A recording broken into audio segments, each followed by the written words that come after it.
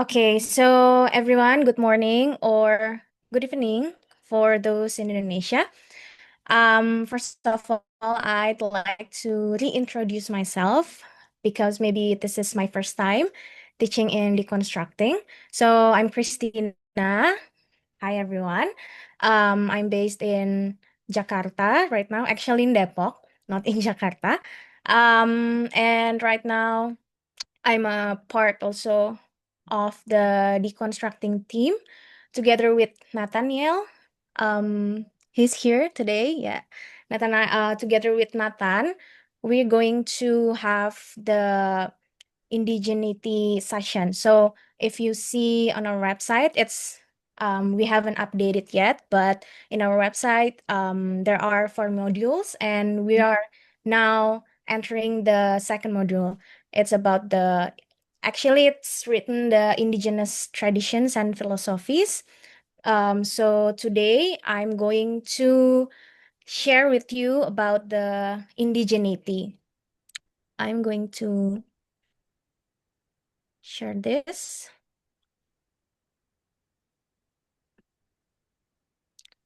Okay.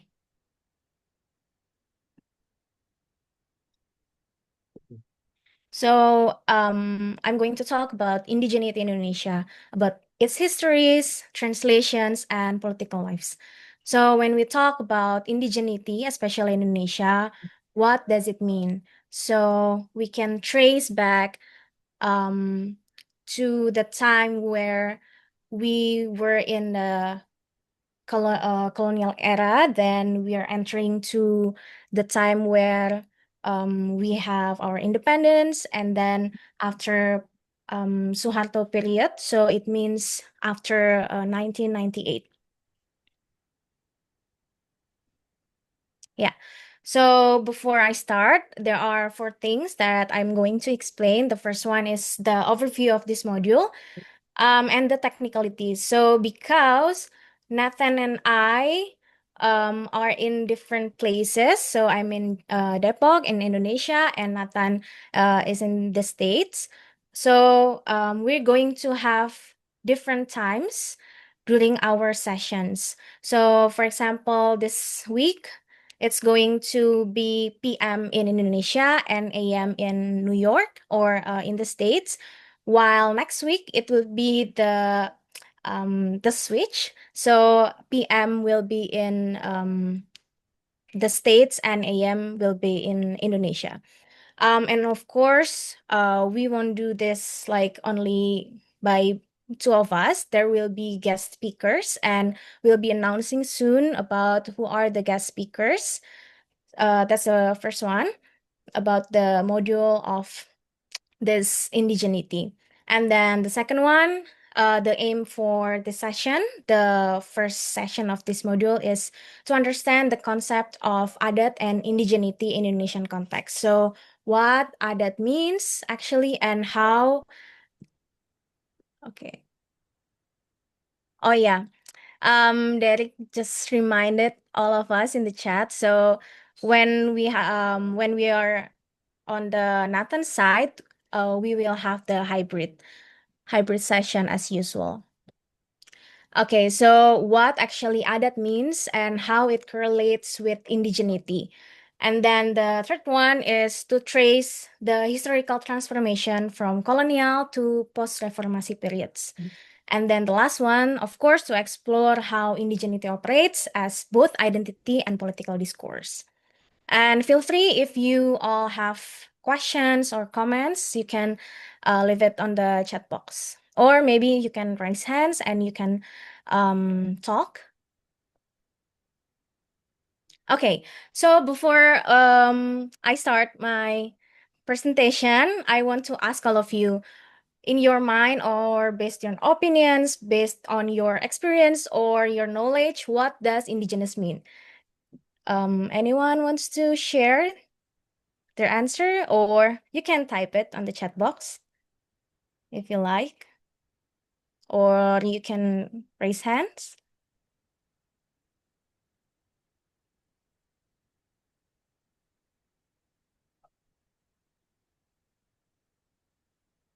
Anyone wants to share? in your opinion, what does indigenous mean? Margaret, do you want to share something? No.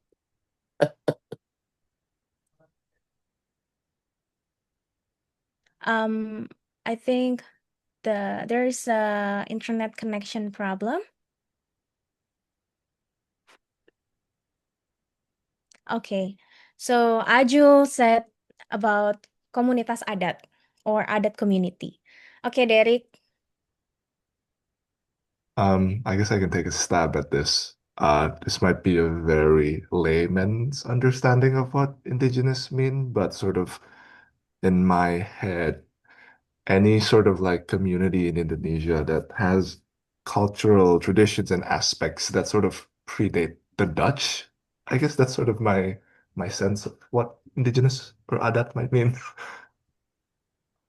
So community that predates the Dutch. The community that lives before the Dutch rule the Indonesia or before it's called Indonesia. And Nathan said, I think it's used to differentiate non-Europeans with Europeans during colonialism. All right, so thank you for all the answers. It's very interesting.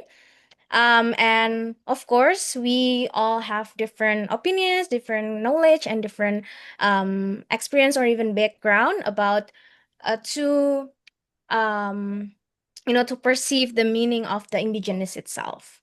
So before we start, I'm going to explain about adat itself. So maybe there are questions why um, I stated about adat here. So I think Ajul mentioned about komunitas adat too or adat community. So what adat actually means.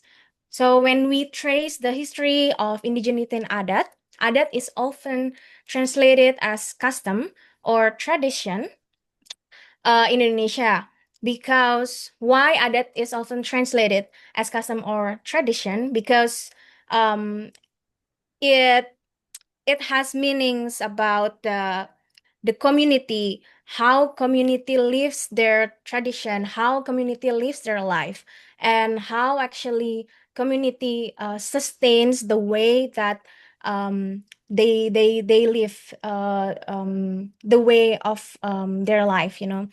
So actually, the adat itself, the word adat itself, we can trace back to the time where the Dutch still ruled the Indonesia itself, because the Dutch actually has formalized the term adat itself become the adat tract, or maybe I'm wrong in like saying the customary law or the term adat tract, but it means the customary law. But the question is because the Dutch perceives the customary law or adat is something similar with the European mindset, or something that is fixated, the people who lives in a place where they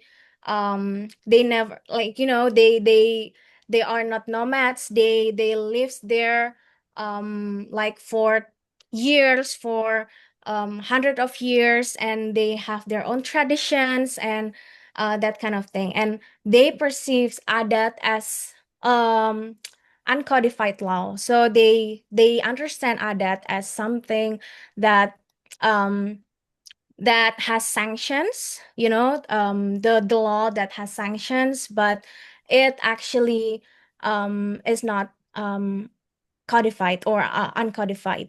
Meanwhile, when we trace different communities, different adat communities or indigenous peoples, let's say in Indonesia, there are different way of implementing the customary law or the adat law itself, which I will be discussing it later. But yeah, so the history of indigeneity and adat is actually um, have shifted before and after 1945, which is marked by colonial interventions, national legal debates, and contemporary struggles over land rights and identity. I quoted, uh, Anat Singh.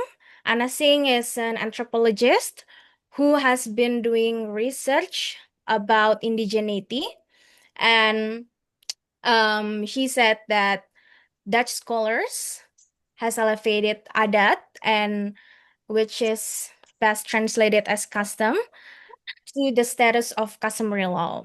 And actually, interesting thing is because the notion of adat as law has been used by the colonial to justify that Islam was a foreign religion that shouldn't be allowed to define native life.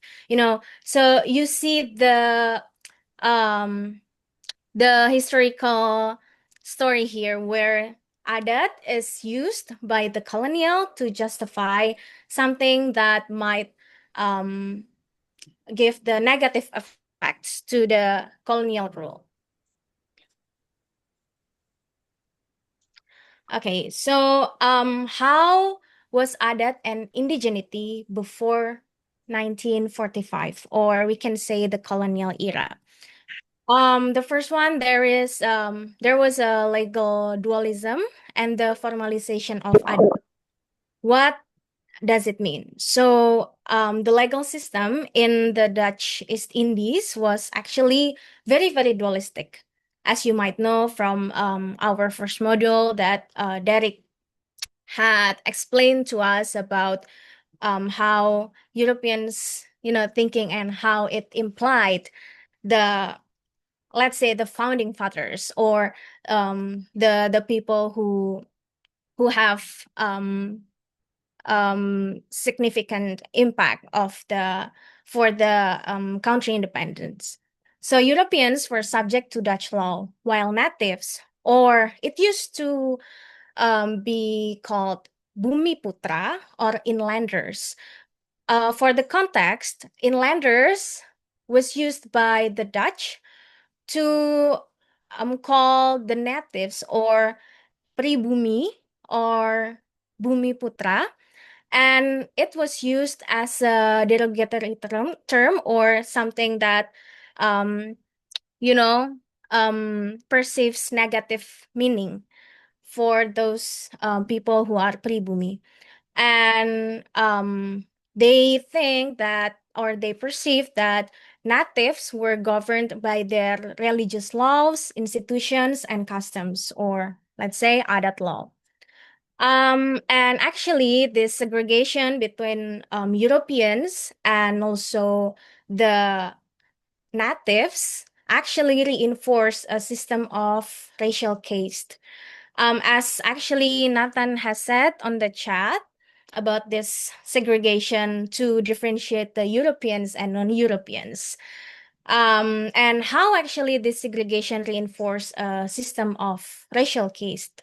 The first one is through the Dutch Agrarian Act of 1870, where it said that all land without recognized civil code,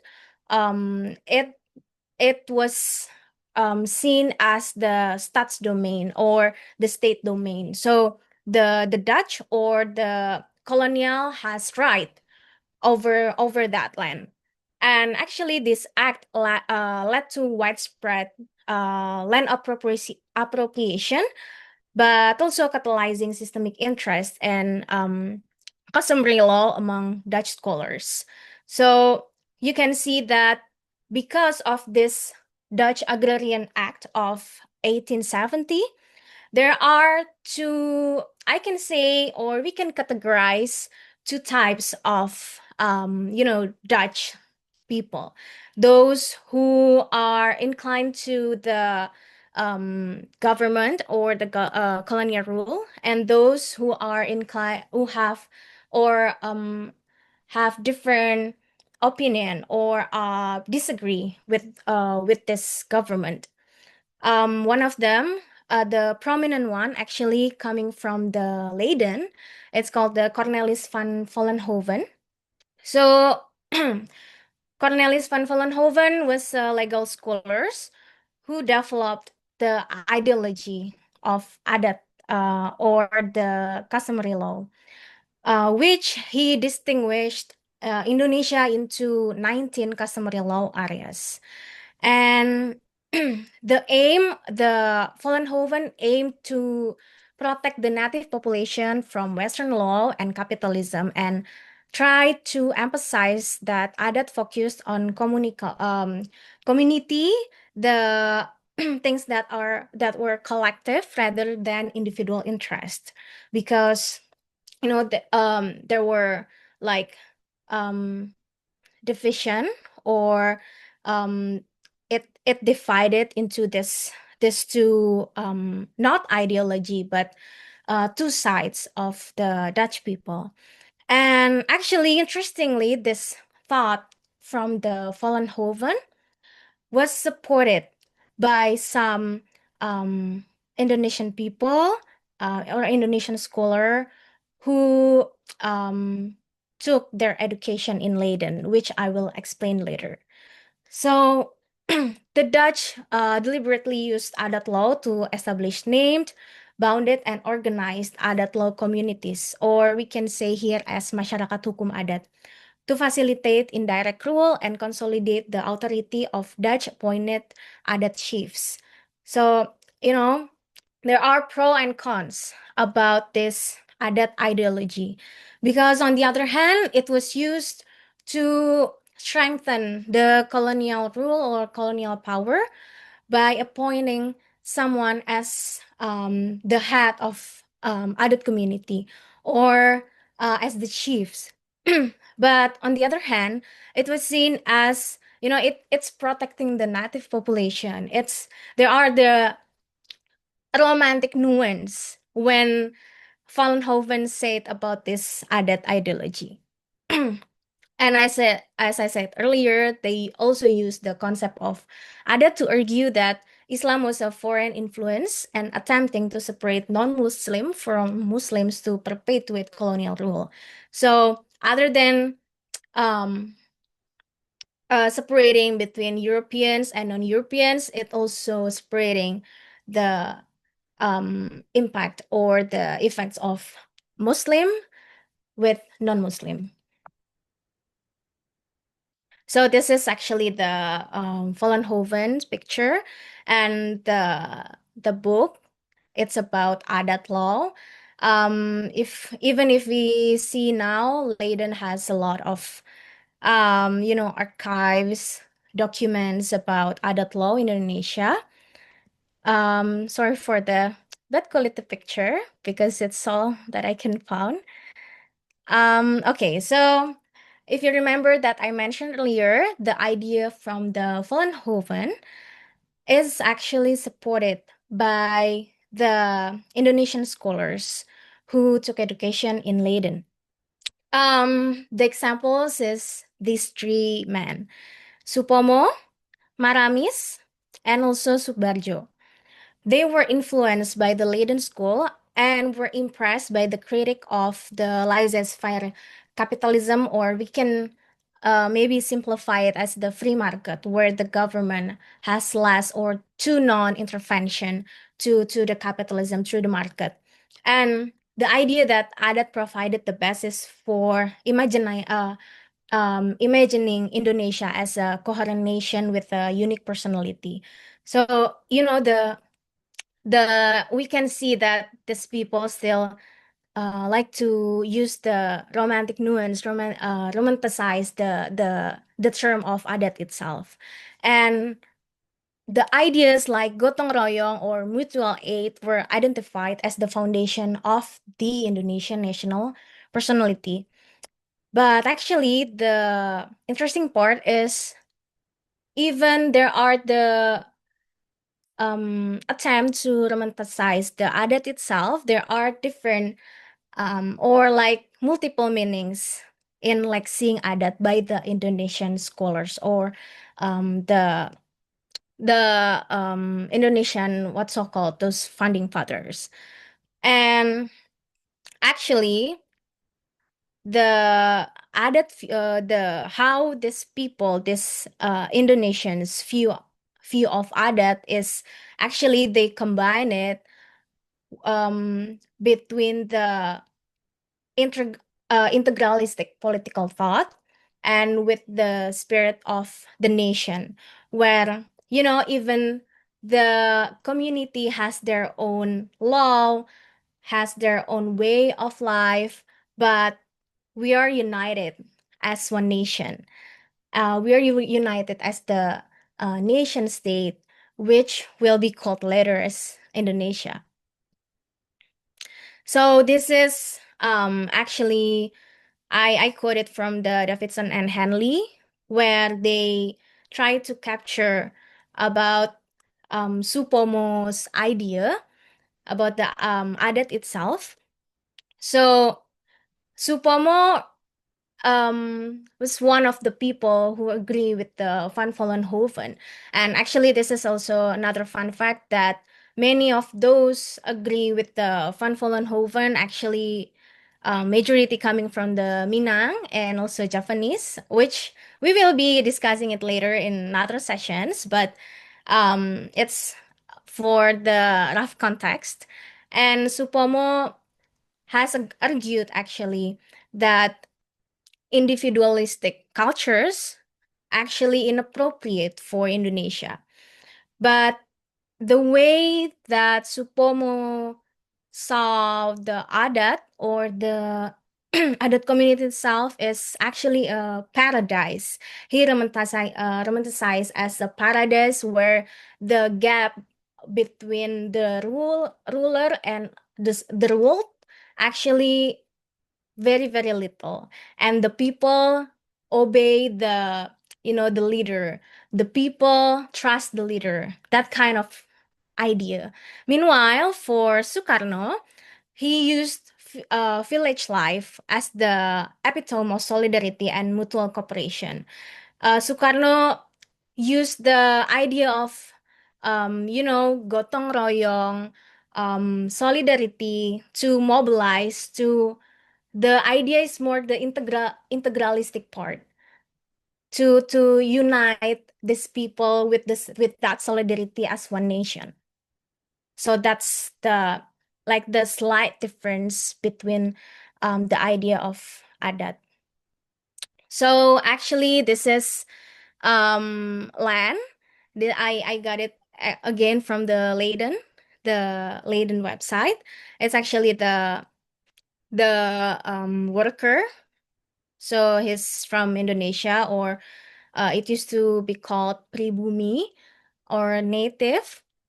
So he worked in plantation, and actually we can see how the area of this plantation was ruled by the colonial and the workers, or from the natives, from what's so called the Adat people. This is the book of Supomo. It's about hukum adat or adat law. So Supomo is seen as the expert in adat law, in the in the legal scholars, or the circle of the people studying law. And actually, besides that idea of Supomo and his peers of being agree with Vollenhoven about the idea of adat, there are actually many Indonesian lawyers and nationalists rejected adat law and seeing it as a colonial tool designed to divide Indonesians and hinder modernization, and they pushed for a unified national legal system. And actually, um, one of them is the one that I found is from Alwi. So Alwi was a former um, secretary in the government during the, you know, the um, this when the Indonesia is still in the um state, when it's not as a republic, but it's like it's still state nation. So he said that in order for that colonialism to die completely without leaving any traces, and also to achieve equality of rights, equality of races, and equality of status, it is altogether fitting that the remaining native courts be done away with. So there are many ideas of rejecting or even removing adat law and change it completely with the national system because they see it as a tool from the colonial or from the Dutch. And that's actually the idea of the how adat and indigenities was perceived before 1945. And after maybe like in the beginning of 1945. And now we're entering the second period from the 1945, um, or we can say the post-independence.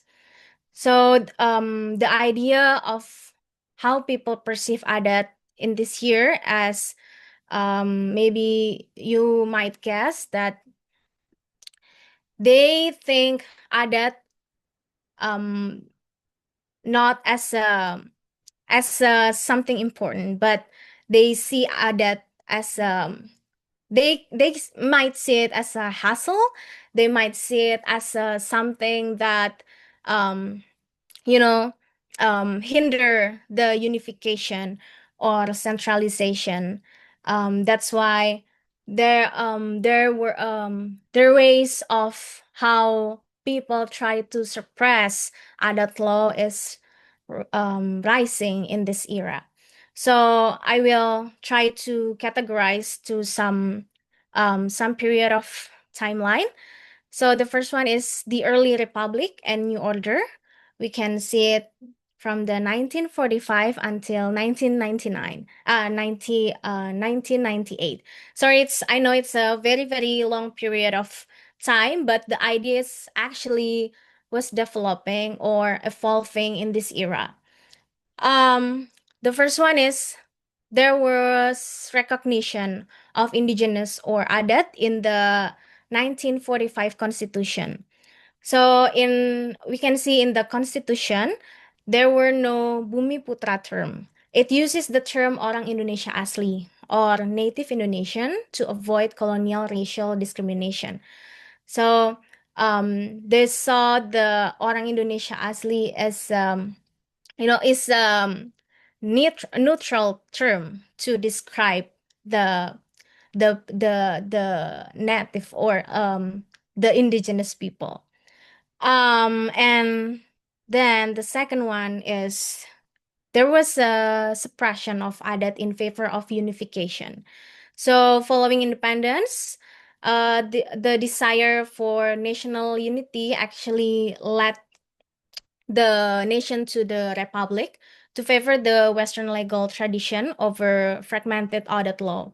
And adat courts were largely abolished in the early 1950s. And it was viewed as a colonial legacy which meant to divide society along ethnic lines. It's the general idea why there was suppression of adat because it was seen as as we okay, so Indonesia has already got its independence, but the Dutch still wants to rule over us through this adat idea or adat concepts. That's the idea of that time.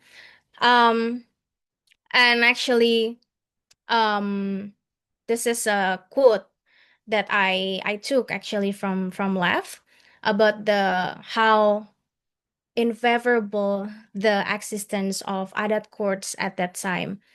That's why many people, especially the government sides, try to or plan to remove it as soon as possible from the the the not the document, but the legal structure or the legal system. And actually, the another one, other than suppression, there's 1960 Basic Agrarian Law, or we can like um, say it as BAL, BAL, which actually it was based on adat law, but it did not recognize hak ulayat or communal rights over their land. So the focus, of course, it sought the legal unification, but ultimately subordinated adat law to national and state interest, asserting that the state retained control over all land in Indonesia. So it still put the adat law, I think it's Article 5. It put adat law um, below the national interest or national law. So as I quoted here, that adat law should not be in conflict with national and state interest. This means that adat law can be overridden at any time with the consideration of the broader interest, or as the term was frequently used from then on, the national interest. And then we're entering the new order era. As you know, the New Order era is very popular with the developmentalism, transmigration, which I will explain later.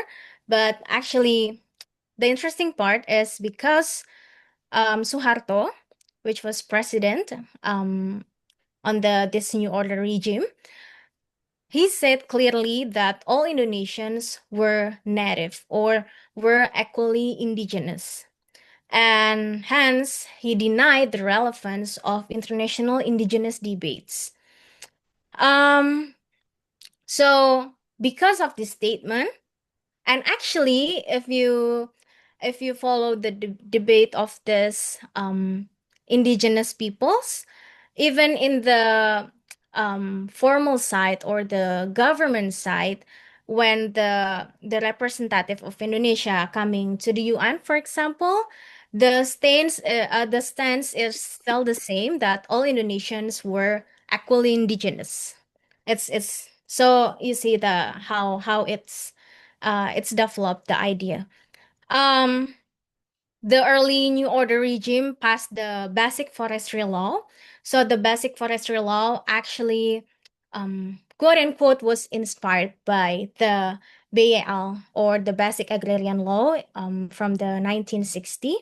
And from this Basic Forestry Law, it designed that 70% of the Indonesia land mass it's considered as state forest. It was done in 1980. So if you see or read some histories, maybe you can find there are many like dinas kehutanan, or then it came the Taman Nasional or the national park later on. So the idea is the first one coming from this basic forestry law. And then from this new order era, the imagination of tradition actually still continued in the new order through there are many tools to continue this imagination. The first one through the P4, or um, the English of it is actually the course on the directives for the realization and implementation of Pancasila. And also that's the first one because in that program P4, which was obligatory for the people, especially in schools, it was mandatory. They are obliged to follow this program. It fosters or encourage people to have this Pancasila is that united us as a nation state. So the idea of gotong royong, that solidarity, it's actually is taught in this program. And then the second one is desa binaan or state-controlled villages. And actually, other than desa binaan, there are also other programs like transmigration, and then the attempt to make this komunitas adat terpencil or the remote adat communities, or it's often said as the masyarakat terasing or estranged communities as developed, which I will show you the pictures later. But because Suharto or the New Order regime really favored the developmentalism, the idea of being developed, of being modern, and that kind of lingo. So this adat people, these communities, that this masyarakat rasing is seen as the people having this developmental deficit, classifying them as tribal slot, which the government meant it in a negative way. And then because the idea of this development and they are seen as the developmental deficit, the government tried to impose that developmentalism idea to this people, to this community through many programs. And actually, this idea repeated colonial native rhetoric, which was a negative connotation. Um, However, we can see that this regime, the government, values this traditional tools, traditional aspects. It was celebrated. If you know Taman Mini Indonesia Indah, it's actually a place that was built during New Order regime. If you went there, if you go there, you can see that there are many places, many adat houses with, and like different ethnic, different tribes. They try to see that, to value that through that Taman Mini Indonesia Indah building, Taman Mini Indonesia Indah place. But actually, politically, um they silence this added community.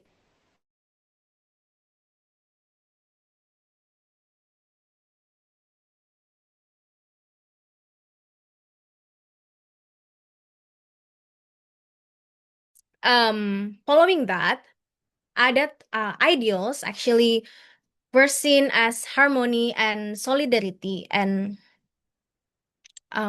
is my internet connection all right? Okay, because this okay, because I get notification that my internet connection is unstable. Okay, all right. Okay, so politically, adat ideals like harmony and solidarity were deployed at the national level to promote unity and justify the suppression of dissent. And traditional institutions of local governance were systematically replaced by a uniform bureaucratic structure, such as the village government law. And so there are like the paradox thing where which part of this idea of adat that the government tried to romanticize and becomes the value of the state, while on the other hand, the reality, these people is seen as the opposition. So this is what I mentioned before about the decree of the Minister of Social Affairs of the Republic Indonesia about provision of training for isolated communities of the Dayak Bukit tribe in the South Batang Alot district. So if you can read here that actually this is a decree of the minister that said that because of this training, um, through this training that this community is not seen anymore as the estranged community, as the masyarakat terasing lagi. Jadi, so the idea that the developmentalism can be can be imposed through this training, and actually um maybe this is connection problem, but actually this is a picture of the transmigration program. Yeah, it's coming up. The transmigration program on the New Order regime, where the people, mostly coming from Java, they were sent to the places that were, you know, lack of people living there, or um still lived by the adat people, or the native community, or this what's so-called masyarakat terasing. They were sent there. They need to work on their land. They need to work on, it's mostly agriculture. Um, they give this idea of the how by transmigration they can also um, build developmentalism. While on the other hand, many people from the different places, this what's so-called masyarakat terasing, is also um, some are sent to like the another places to cultivate the land, to cultivate the places. So the state treated certain groups, which referred by changing terms like masyarakat terasing. Um, sorry. Yeah, actually, it's a wrong slide, but yeah. The 1967, it's the basic forestry law that I mentioned to you about, is actually allows Ya, concessions. nggak based on ini academic or institution. Kenapa aku dapat tiga? Okay. It allows concessions without compensating or consulting to communities. So if you see that through this law, through this basic forestry law, the state can easily see, okay, this land has nothing, has no people in it. So we can just easily use them as Taman Nasional, for example, or as a part of the Hutan Negara, or the state forest, which actually happens in many places and becomes source of conflict with the indigenous peoples there.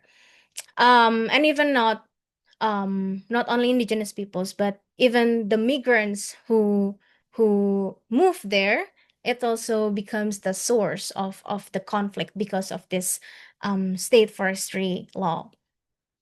And in response to state repression and corporate land appropriation, Indonesia environmental and human rights activists began to revive the concept of adat in the 1980s and also 1990s as a tool for rural community empowerment.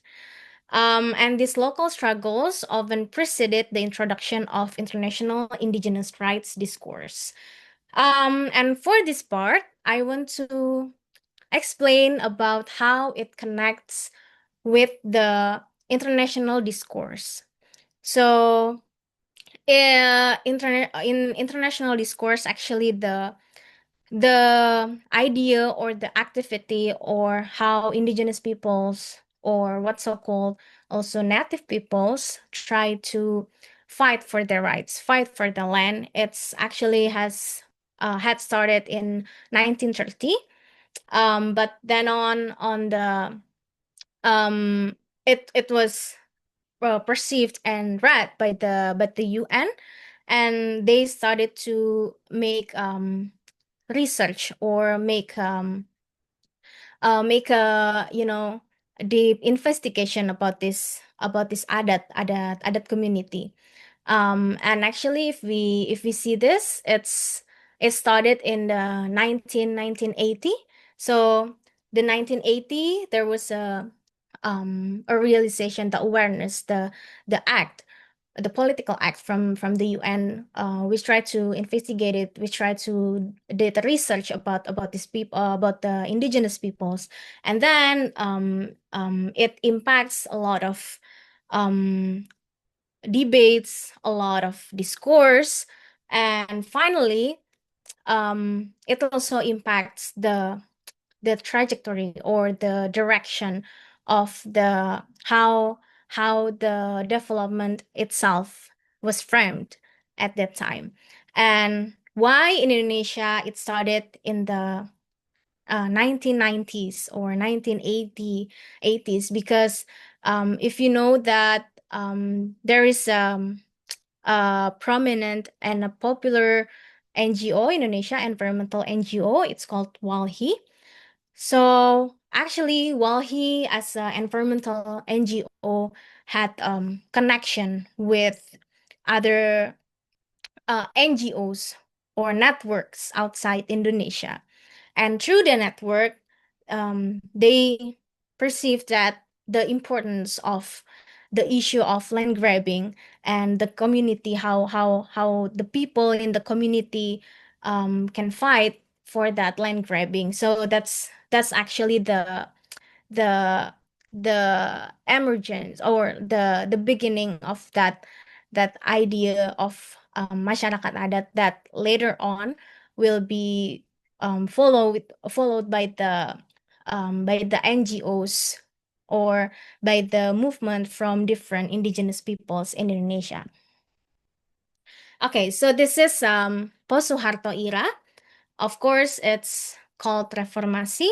It's from the 1998 until present time, until now. And because the New Order regime, in the New Order regime, there were suppressions, there were restrictions. So when it ended, it actually triggered people. It actually triggered many communities, many organizations to act politically, to collectively move, collectively act as a as a part of those people who were being marginalized by the regime, by the government. As I mentioned before, it started in 1980 or 1981, where the UN started to study about indigenous peoples. And of course, because of this, um, there was a rise of international pressure focusing on indigenous peoples. And on 1988, while he started to raise issues about traditional communities and land grabbing by the state, which was also aligned with the international movement.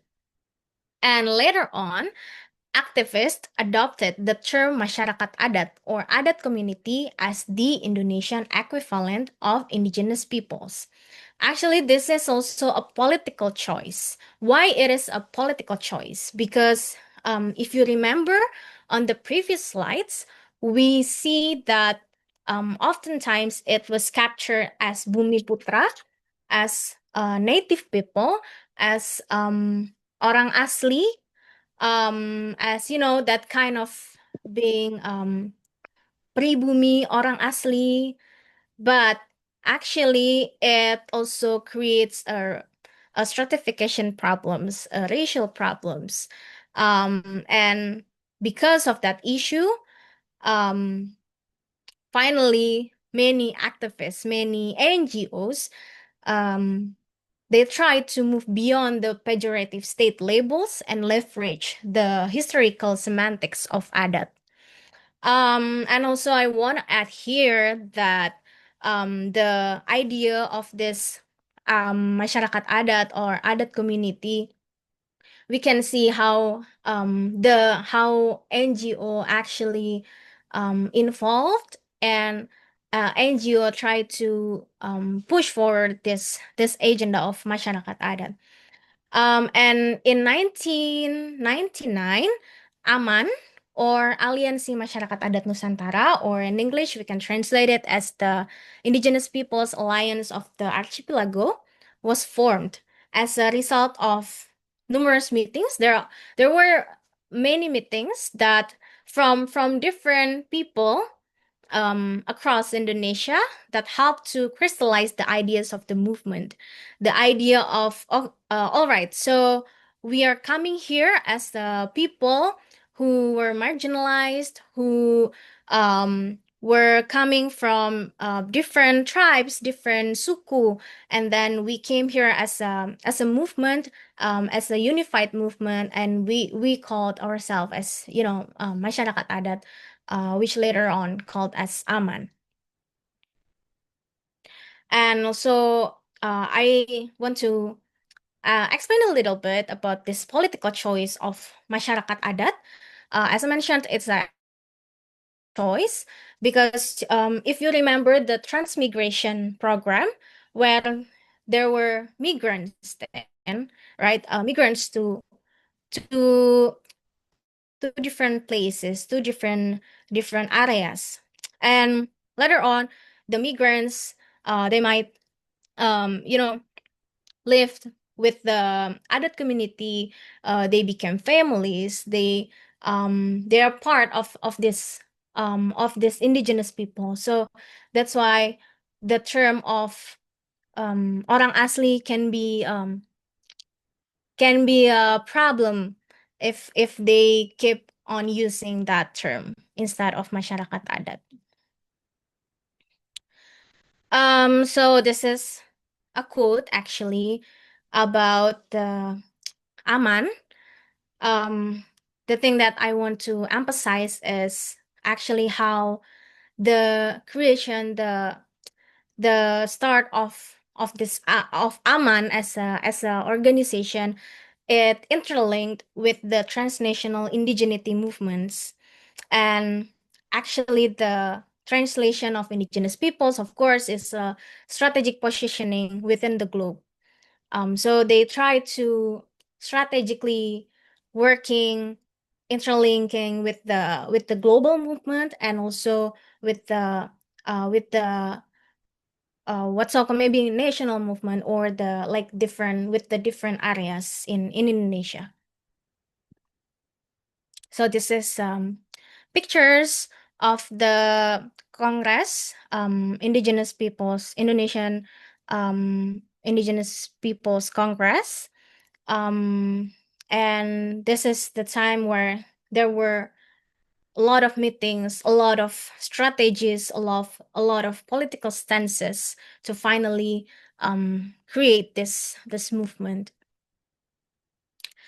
And when we see the definition from Aman itself, but masyarakat adat or indigenous peoples, if we translate it um, to English, it is defined as communities with ancestral lands, distinct value systems, and cultural practices in their respective land. You can see the definition also in the Aman website.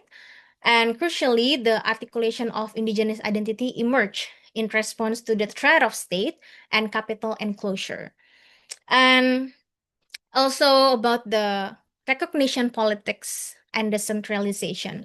Um, you know, Even though that the government hasn't fully recognized it politically, but there are some like loopholes that the movement can use to push forward the agenda of indigenous peoples.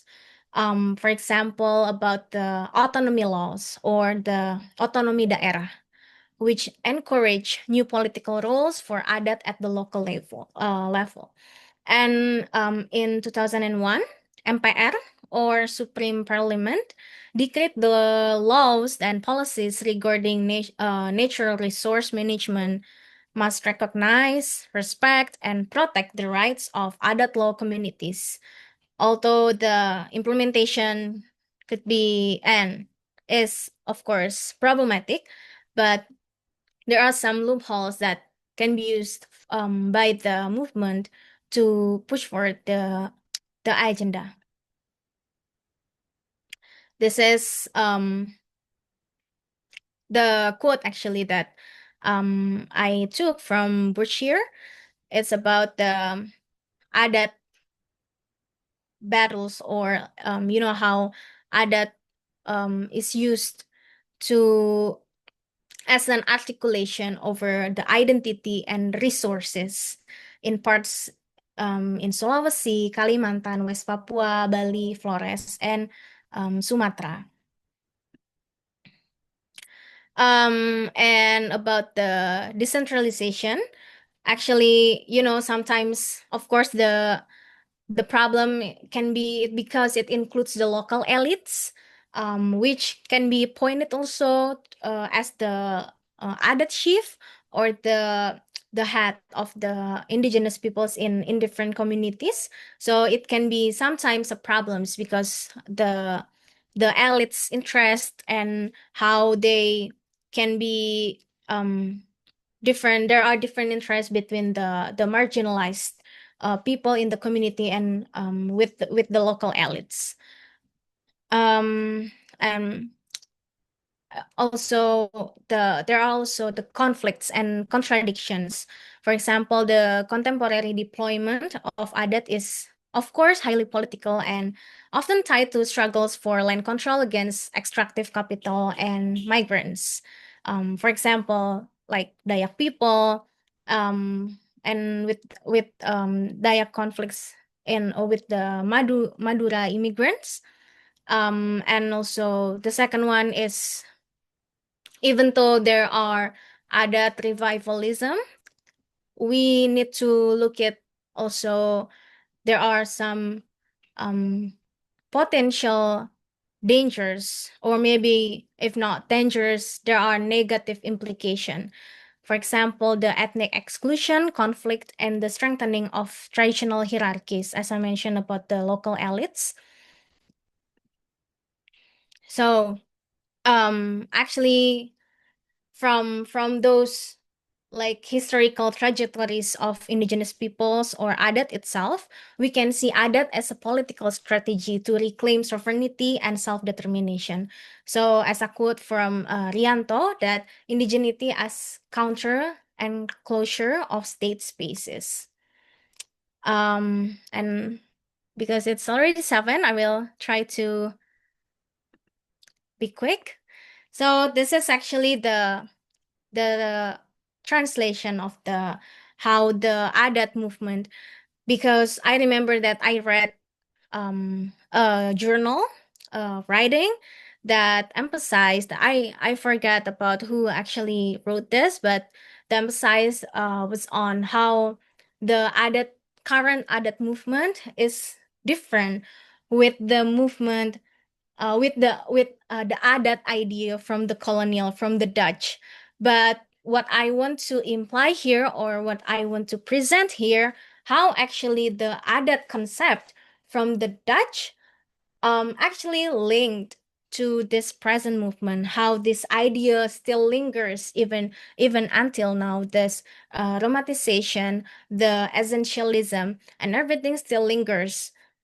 um Okay, so about the translation, we can see the global movement about the adat, about the indigenous peoples that seen. It's actually, this is, I try to simplify it as the recognition versus authenticity. There are set of criterias. For example, if you see the UNDRIP, UNDRIP is United Nations of Declaration, Declaration of Rights of Indigenous Peoples.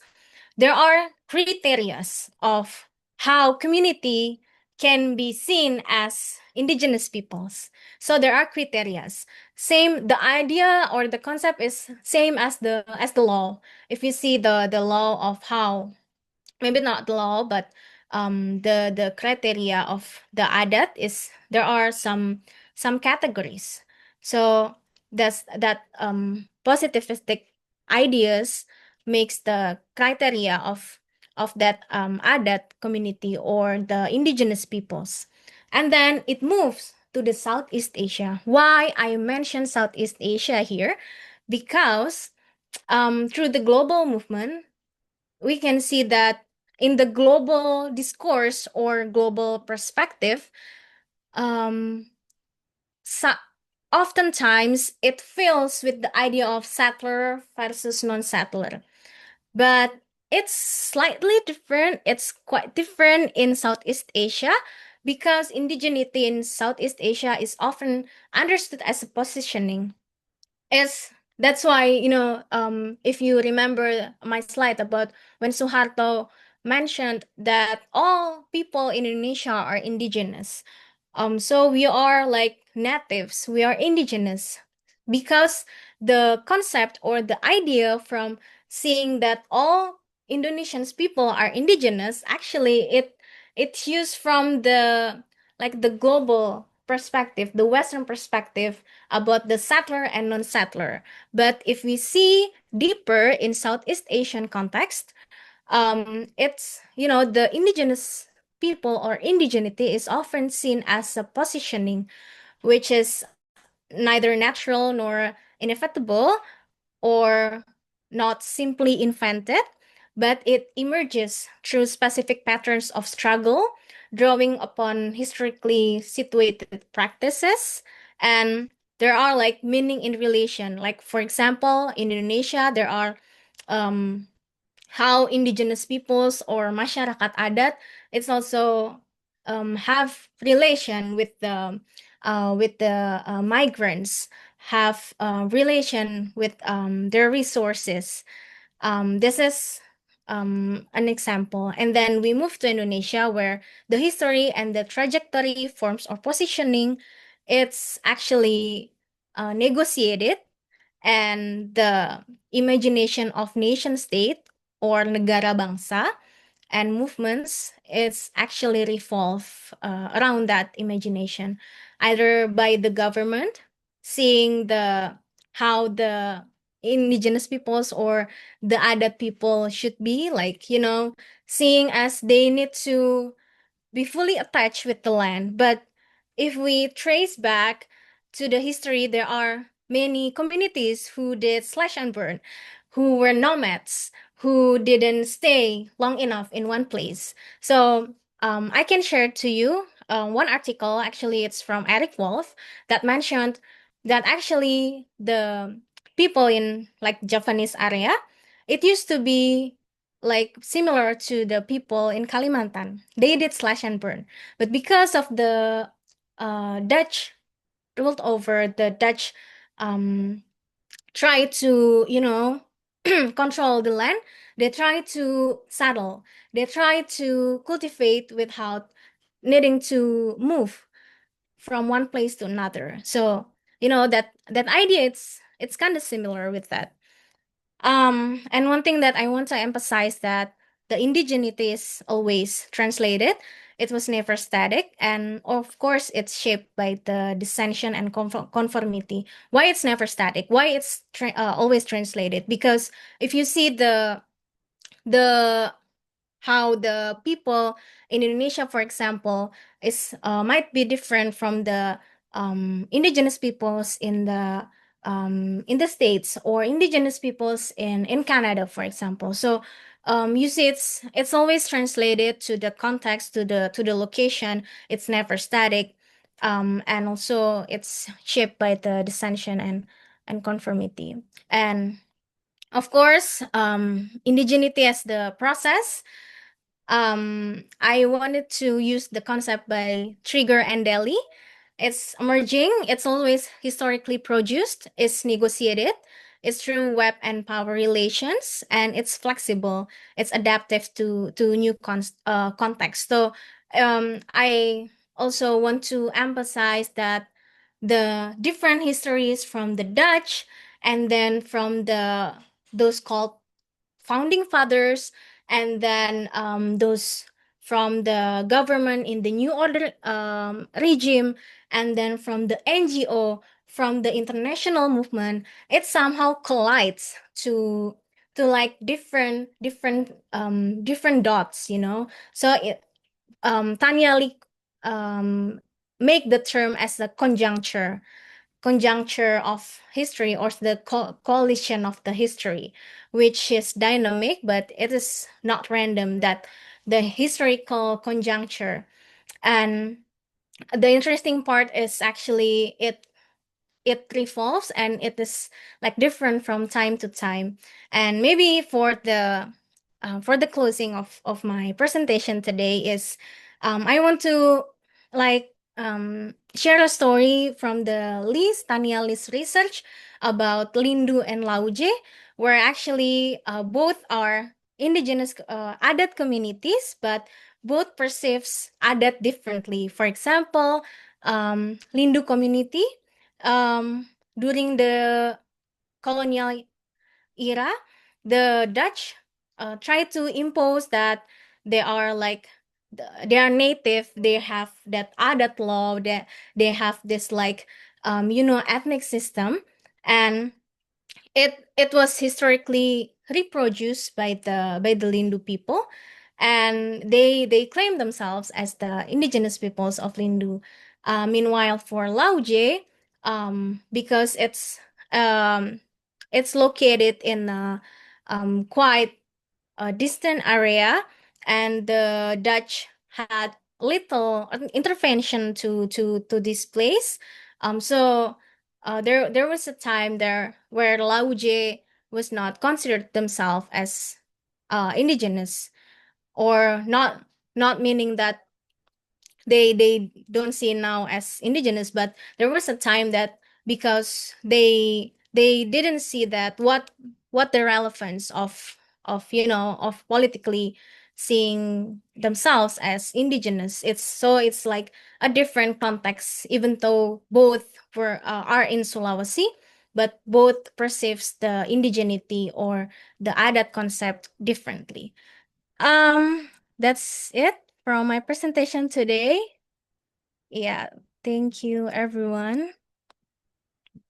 Okay, so I have. Okay, there are questions. I will try to read one by one. Um, okay, why they chose adat rather than asli? Okay, so because it's coming from the adat law. Did you mean it implies to the Dutch term, or it's the question from Amang? Did you refer to the other term, or did you sorry, the Dutch period of, or did you refer it to? Okay. Yeah, so it's something that I need to do research further, but from as long as I know, it's because if they also use this asli, or the pribumi, but because adat they see it, adat is in relation with the law. Meanwhile, asli, they didn't see it like have relation with the law itself, because that's why the Vollenhoven says the adatrecht.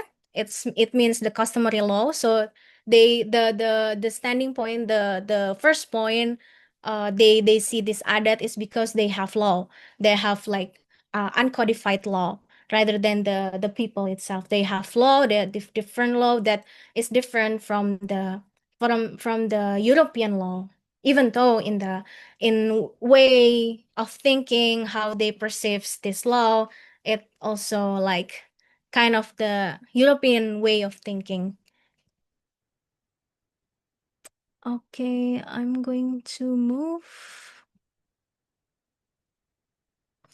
Is there any differences on how adat law work between land and sea area? In my hometown, we have hukum adat laut to control fishermen activities based on Islamic law and previous sultanate authority, in which also affect the acceptance of Rohingya refugee in Aceh.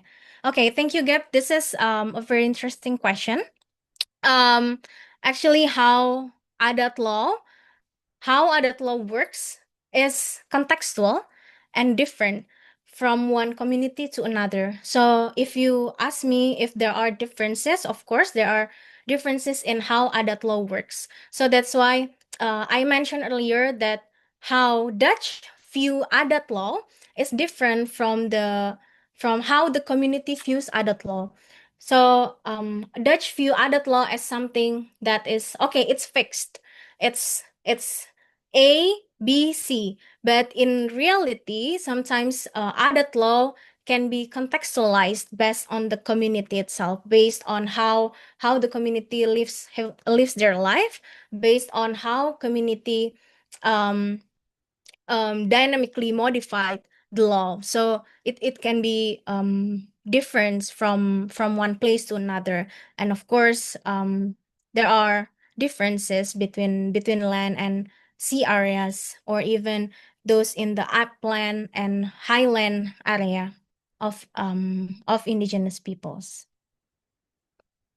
So this is actually something that very interesting to be discussed, the question for gap, because um the hukum adat laut to control fishermen activities based on Islamic law and previous sultanate authority is quite interesting for me. This is a fact that interesting for me because you know that in my first slide, first like fourth or the first slide, the reason why the Dutch try to use this adat term or the as their political tool, because they try to discourage the emergence or the development of Islam in Indonesia, because they see it will have the negative impacts on them. So to see how hukum adat um, is like intersect or is influenced by the Islamic law and previous Sultanate authority, is we can see it as the history from how the Dutch actually try to impose this. But as I mentioned, even the law itself can evolve, can modify based on how people live their community, their way of life. And of course, it's what the um some authors say that this is a negotiated space. This is an articulated space, and also the conjuncture between one situation to another. Maybe there was a law, but then the Sultanate authority came in, and then there are like the how the law is modified and lived by the community itself. Thank you, Gabby, for the question. Um, okay. So Dylan also comment. I will read it aloud. I've considered this as a form of indigenous resource management, though not necessarily a law in codified sense. More like this is an orally transmitted ancestral knowledge. In what way the law affect the acceptance of Rohingya refugees over there? Okay. Yeah, this is something that also I also um curious about how the law affects the Rohingya acceptance, and how the law is like change or okay. Go ahead, Gep. Oh, sorry. Okay. Hi. Actually, I'm not the one in the field, but when Rohingya came to Aceh in 2019, that actually happened in my father hometowns in North Aceh, specifically on Kampung Puntet. And the law that existed, the adat law that existed, I would call it adat law because it's already being organized under Majelis Adat Aceh, which is part of the government official that actually promoted by many law scholars from Shia Kuala University. So it's not verbal anymore because the documents, the law product is already existed. And the effect of Rohingya refugee that I know and I read from people around me that involved in this case is that Indonesia government don't ratify the acceptance of refugee, right? I forgot the international ratification for this issue, but in Aceh, in Hukum Adat Laut, the rule is that we need to help anyone that is stuck on the sea and bring them to the land. So there is a clash here between the Hukum Adat Laut and also the Indonesian national law about how do they need to accept and bring the refugee on the sea or on the land. This is the things that I learned, that there is a clash on how they do see how do they accept these people gitu. And over time somehow because of the media that try to villainize that make the refugee, some of the refugee that run away from their camps as a villain, and there is a huge tension between the kampong people and also the refugee there. It become much more politicized. So it's affected the refugee, but also it's also affected the kampong reputation about the way how they treat the refugee there. So yeah, that's what I'm trying to say, that Hukum Adat Laut is a law product, and this co-opted, can we say as such under the Syariah law? Yes, it's part of the canon actually, since Aceh have their own self-government authority to govern themselves, make their own law product based on the cultures that they have. And yeah, that's actually the knowledge that I know as an Achenese here. Thank you so much. Thank you so much, Gab, and thank you, Dylan, for responding. And this is a very, very interesting case where it happened in Aceh. And when you mentioned about the University of Shakwala, it also explains about how the history is, because it was like firstly like through the oral tradition, right? The law itself, the hukum adat laut itself.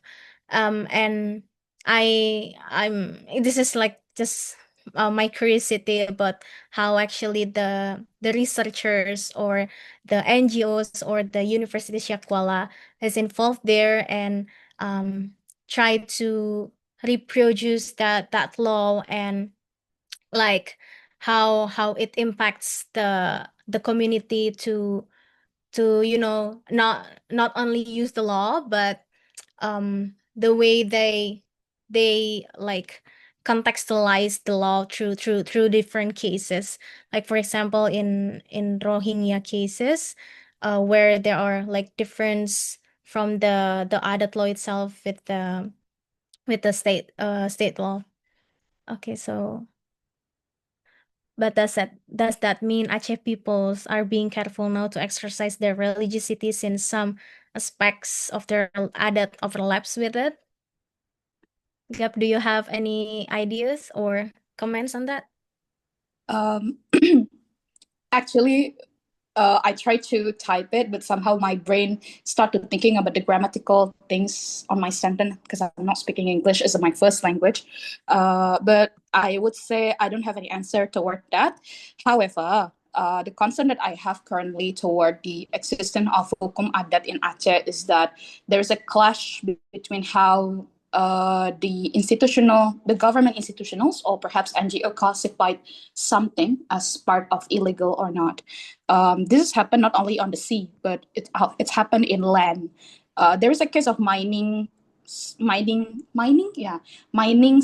In Indonesia, we call it tambang rakyat, and this tambang rakyat don't have the administration and the paperwork on administrations for organizational structure that should be followed under the government's regulation, right?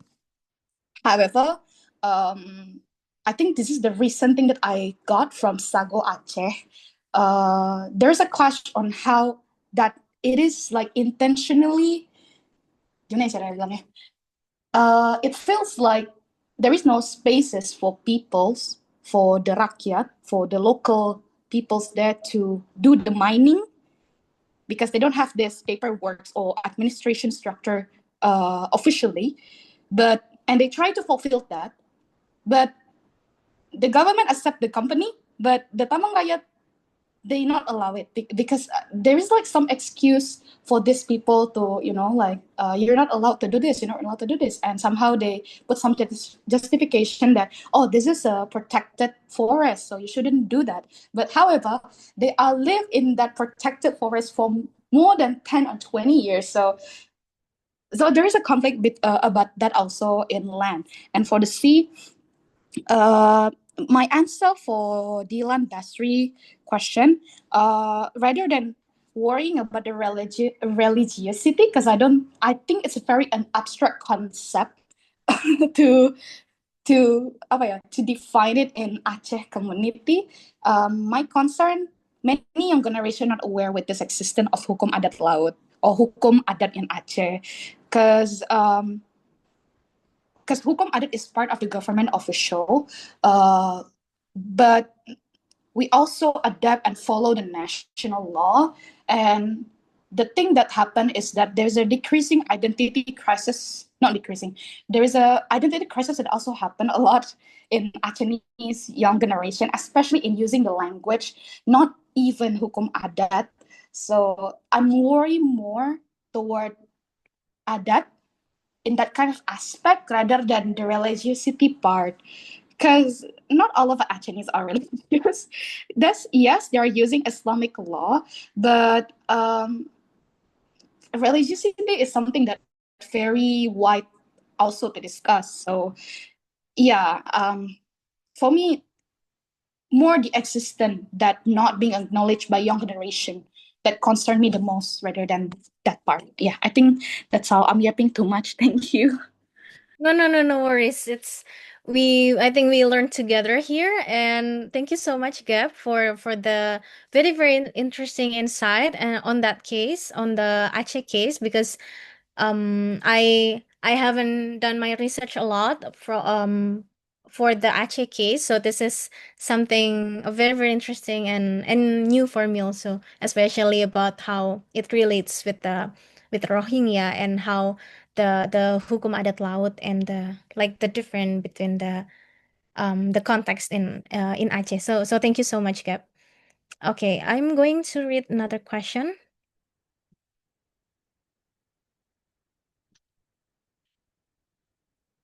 Okay.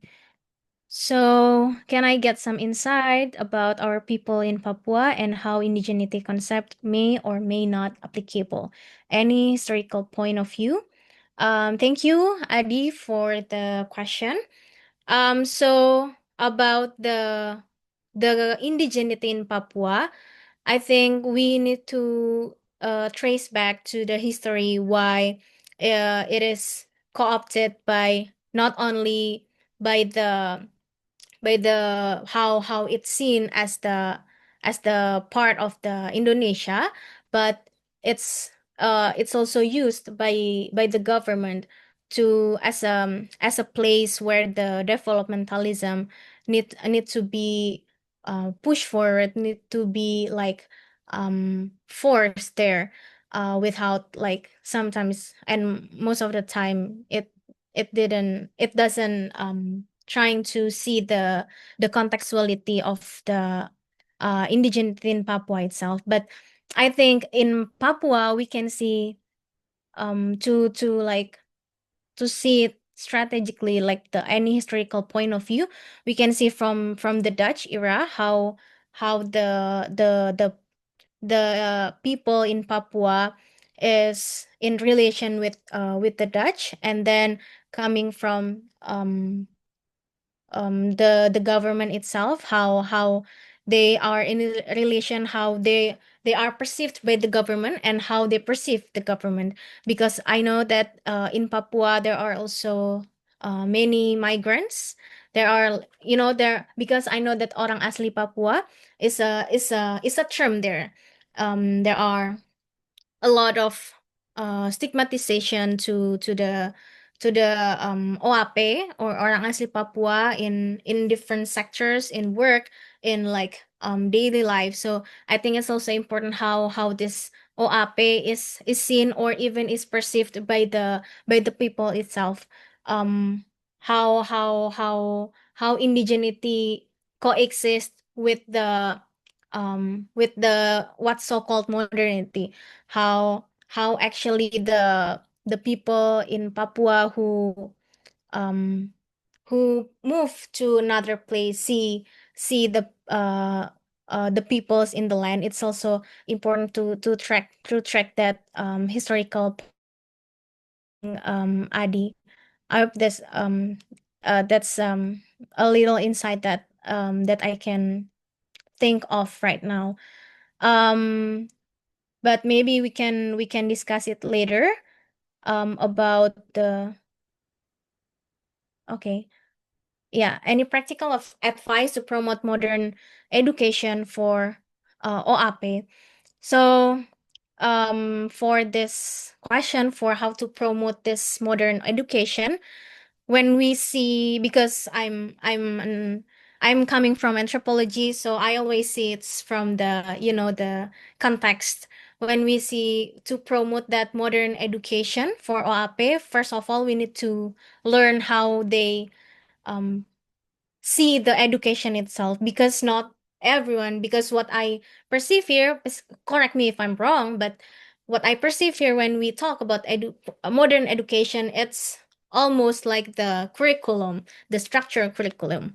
But meanwhile, for the some people or some other people, it's seen as the daily life, how they live their life, how they sustain some traditions, or maybe how they try to make a living through their livelihood. So it's a part of education. So I think first of all is knowing how they perceive the education itself, and then the second one is after like understanding their way of life and how they perceive their term education, or how they live their education daily.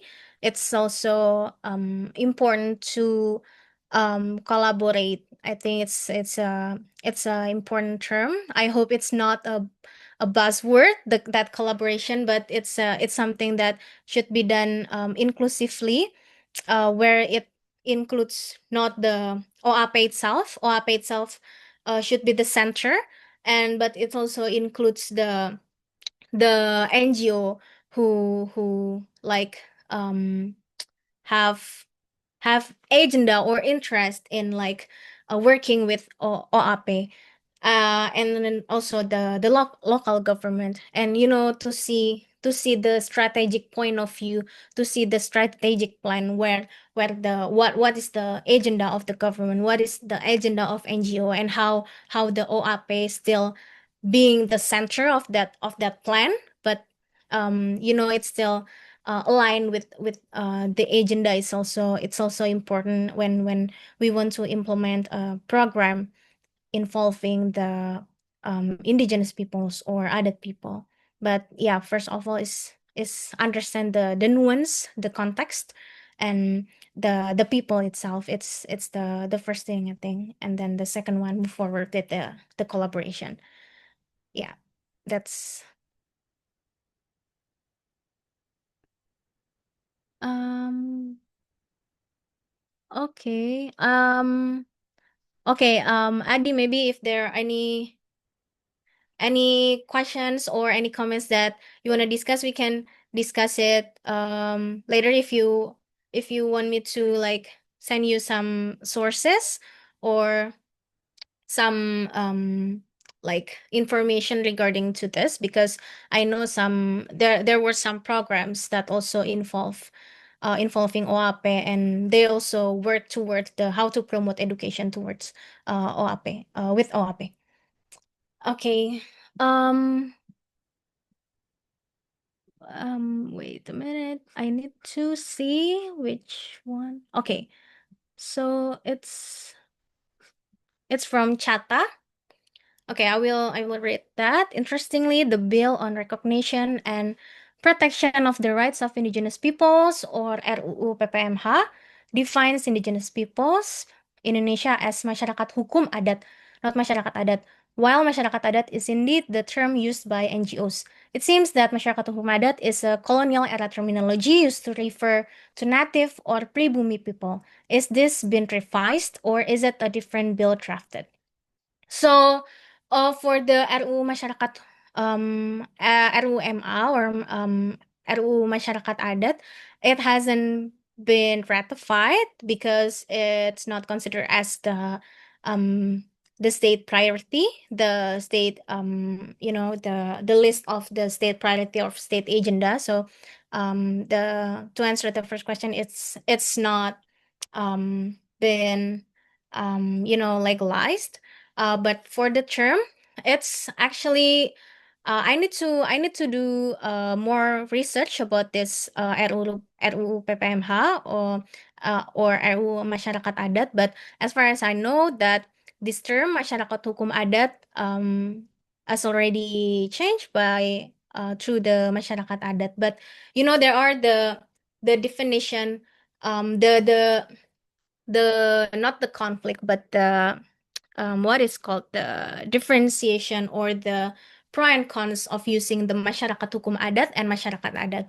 But I think for some movements or some NGO, the focus is more to the push forward the rights of masyarakat adat, or the indigenous people, and then move forward to the term itself. But I know in the law perspectives, the term is very important.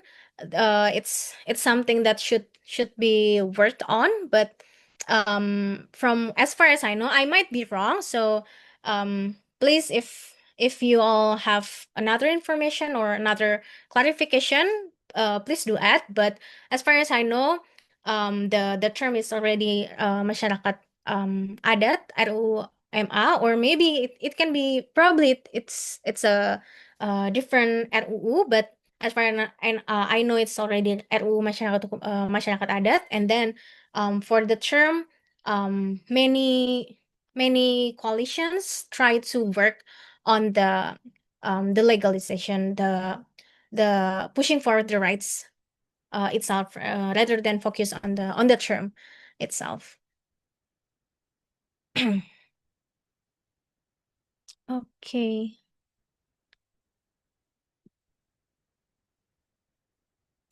Many studies suggest that indigeneity actually revives feudalism, which was already losing ground. So instead of being used for counter exclusion or land back, it is being utilized for elite capture. How do you see this phenomenon? Yeah. So, Micheline, do you wanna add the? Okay. Um. Okay. So how do I see this phenomenon? Of course, it happens. So when we see the indigenous peoples or adat communities, I always try to see it in a both critical and empathetic way. So when we see it as a conjuncture, when we see it as a strategy, we also see it as in an empathetic way. It means that um, sometimes the different NGO has different strategy. Even Aman itself, they actually use this, what the term is, essentialism strategy. Why essentialism? Because they see the criterias of seeing the indigenous peoples. So indigenous peoples are those having relations with the land, those having the traditions, those having the ancestors that can trace back. They those having the histories that being governed, or is used to govern the community itself. So that's why it's used. I call it as the part of the essentialistic strategy. But of course, as one author mentioned in I also quoted in the presentation that actually this adat revivalism um comes also with how the local elites or the indigenous elites try to play this game, try to you know use their use this movement for their advantage. It does happen, and it's a reality that we can deny. But actually, we need to see the strategy of using the adat itself, the strategy of using this indigenous people's term, indigenous people's right, or the forcing forward the masyarakat hukum adat. We need to see that as something that is both critical and also how they use it for the for also the marginalized groups. So when we talk about masyarakat adat, um, I I often want to see it as a part of intersectionality where there are elites. Usually those people invited by the NGOs to Jakarta, invited by the government, invited to the UNFPA. Usually they are the leaders. Usually they are the elites or maybe the descendants of the elites. But we need to like if we try to push forward that agenda, we need to also critically see how the women are involved there. Not even only the women, but those the women who are marginalized, the women who are not elites, the people who are in conflict with elites, the people who are in favorable quote unquote with the elites. So we need to see from the point of view. But if we see from the NGO movement or NGO perspectives, usually maybe the starting point is from the leaders. It's from the we can see the like the trustworthy people who have influence over their people, who have influence to decide something, the decision maker. So that's the starting point. So that's why if you see there are critics also towards this indigenous movements, and one of the critics, the biggest critics, is about the how local elites or the indigenous leaders, or we can say it, or tatua adat or ketua adat, actually, um, they try to um, push for their own agenda or their own interest.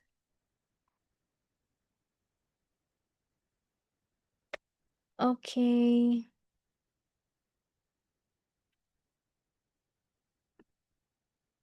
Okay. So thank you, Adi, for the email. I will um contact you later on the email. And then the next question would be interested to know if the late 1950s constitution making process has already included the masyarakat adat in the proposal. They even provided welfare for senior citizens. This is actually interesting question. So again, I don't know much about the process of the constitution making. So if anyone of you knows, you can jump in. But from what I've read before, it's actually the because the term masyarakat adat is not popularly used in that year, in that period of time. So the term is more like the it's not even the pribumi, but the orang asli, the adat people, that kind of thing. So from if we see that, if they perceive that adat people as those coming outside Java, for example, those coming from the Sulawesi, they have the tribe or ethnic of the For example, Minahasa, and then the other one is they have ethnic or tribe for from the what else Paser, for example.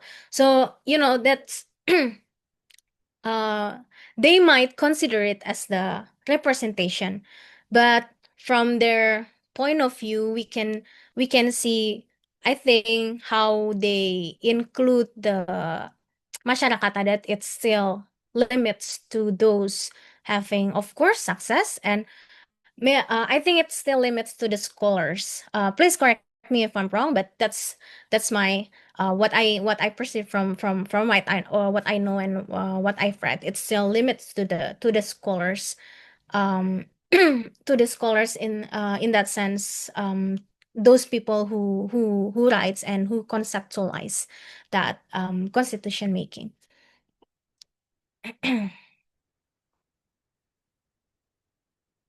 Okay.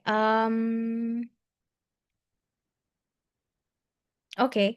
How do you see the role of Aman in the politicizing of indigenous peoples? Do you think they present a romanticized idea of indigenous people close to their pristine environment? What some call the ecologically noble savages? Yeah, I refer to what I mentioned earlier about this essentialist strategies that is used by Aman. Um and how actually this strategy that they use is, as you said, that the romanticized idea of indigenous peoples close to their pristine environment, because their stance is the people is tied to their land, is tied to their tradition, is tied to their ancestors, that kind of tied, that link, the strong linkage about the land of and the people is a part of the romanticizing. However, we can see, as I mentioned earlier, about, for example, in Java or in Kalimantan, where they are slash and burn people, and actually they are nomads, right? They were nomads, where they didn't stay in one place, in one land, but they moved from one place to another. So that idea about how strong that tie to the land is actually can be criticized also. But the agenda of the NGO, is actually to push for the right of indigenous peoples, even though the critics, many critics, towards the NGO, towards the Aman, is actually, as you said, about the romanticization of the indigenous peoples, the local elites, and so on and so forth. It seems becoming indigenous begins right when they are applied that label masyarakat adat. Resisting unequal power relations seems to be the lure of entering indigeneity in Indonesia. Okay.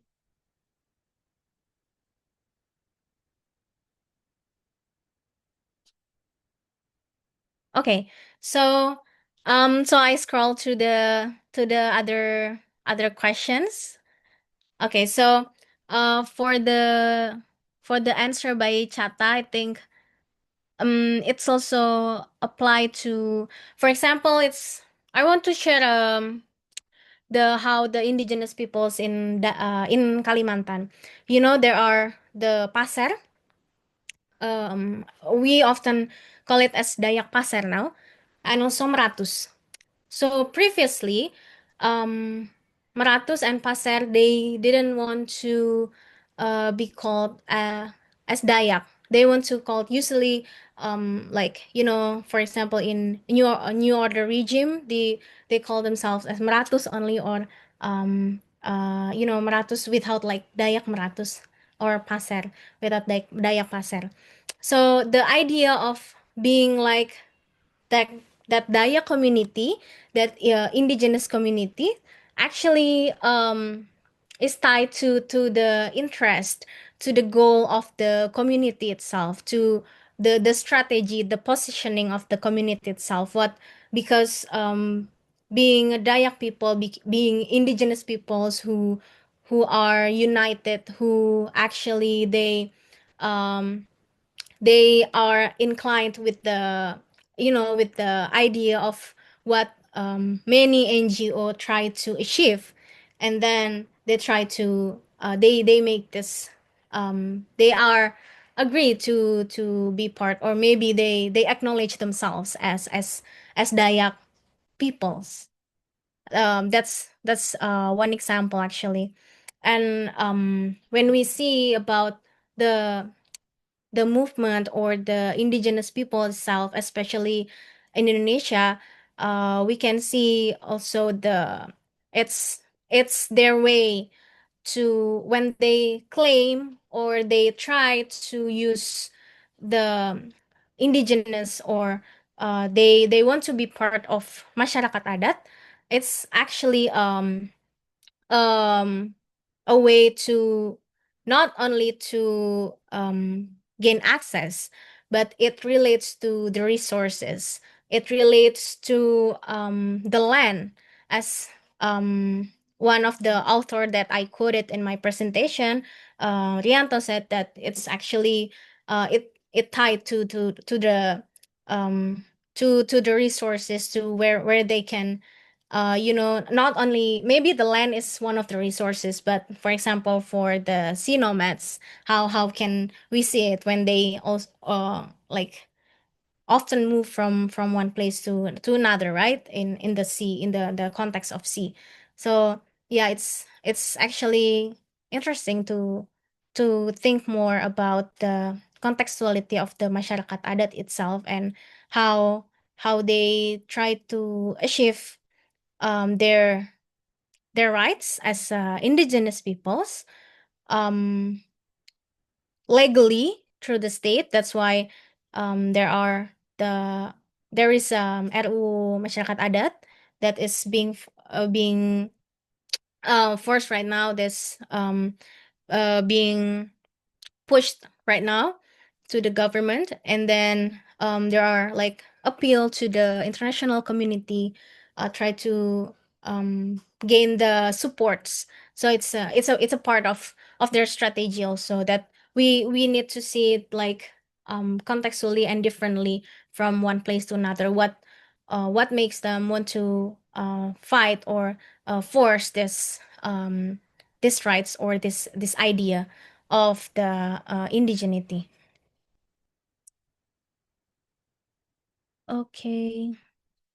Okay, so Andreas just wrote that acquaintance of mine has answered my question. He happened to own a complete draft of the 1959 Constitution. Basically, no. Okay, so it's there is no masyarakat adat, right? Yeah. Okay. So I think it's almost 8. And I think we will end this discussion. Okay, Derek, do you have any question, please? Oh no, just wanted to say that before we disperse, maybe you could give a little bit of a sneak peek for the next class. Okay. Okay, thank you for that reminder. I almost forgot actually to give you a sneak peek. So, for the next sessions, we will discuss about the indigenous, of course, the we will divide the sessions based on the communities. That's why we want to involve other guest speakers, either it's academics or the researchers, or we hope that we can invite the people from the adat itself, or the community itself to share more about this. So the second session is about from the margin to the center, education that honors indigenous cosmic balance. So because Nathan will be the one who speaks, he will talk from the POV from the education pedagogy. So we see if the how the indigeneity, how the indigenous tradition, indigenous cosmic the indigenous beliefs is perceived in the education point of view. So that's the sneak peek for the next session.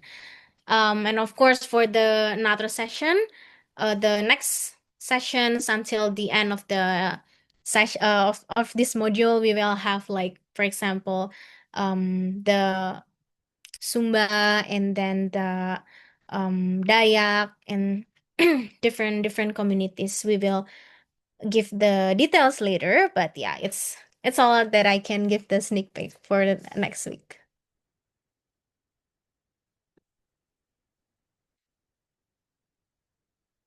Derek, do you have any questions? Oh no, I'm good. Thanks. Okay. Okay. All right. So there are several um comments that is directed to me privately about the questions that I can answer it through. Please give me the emails or things that I will try to answer it through the email. And for the Adi Bangkit, I will contact you later, and thank you so much for the your comment as well. So now, currently Adi is teaching in Papua as uh high school teacher. So it's very interesting. And the last comment that I will read, it's from Chata. It's very interesting to see the dynamics of adat. Like in Toraja, they have competing adat structures with rivaling families contesting each other's right as true authentic adat village. Yes, as a matter of fact, it happens in a lot of communities. I don't want to see all communities, but a lot of communities have this problems, this, this dynamics, I could say, about one leaders versus another leader, and they compete to have different truths, as quoted by Michelin, truths or different tradition, different histories. And when we see the which one, if we talk about the authenticity, we need to, like, critically thinking, because each community, each version, is each descendant, they have their own authentic version of the of their history of indigeneity.